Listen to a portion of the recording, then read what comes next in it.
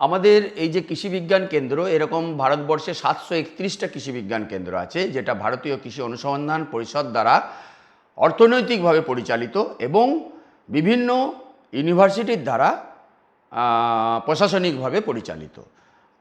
প্রত্যেক জেলার জন্য, তারা জেলার জন্য কাজ করে।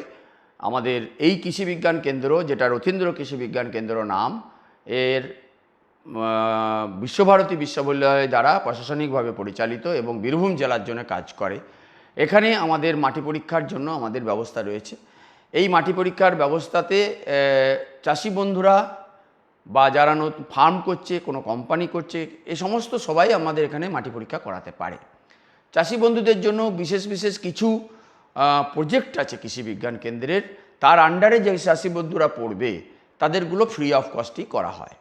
যেমন ধরুন, আমাদের ক্লাস্টার গুচ্ছ প্রদর্শনী ক্ষেত্র, ক্লাস্টার ফ্রন্টলাইন ডেমনস্ট্রেশন, ডালের এবং তেলের, এর মধ্যে যে সমস্ত চাষি বন্ধুরা সেই আওতায় আসবেন সে বছরে, তাদের সেই মাটি পরীক্ষাগুলো আমরা কালেক্ট করে সেগুলো আমাদের পরীক্ষা করার ব্যবস্থা করা আছে।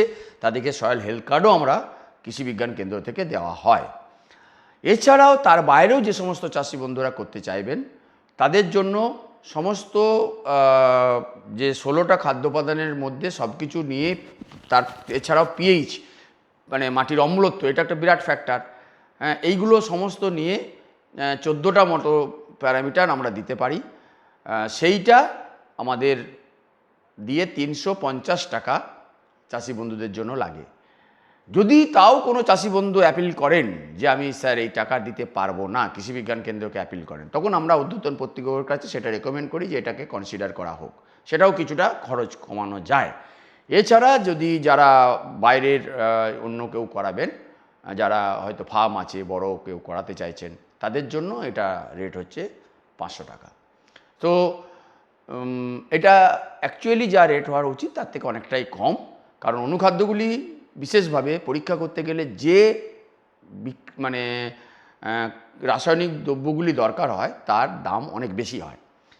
তো যাই হোক, এইভাবে আমাদের কৃষি বিজ্ঞান কেন্দ্রে মাটি পরীক্ষার ব্যবস্থা আছে, সবার জন্যই ব্যবস্থা আছে।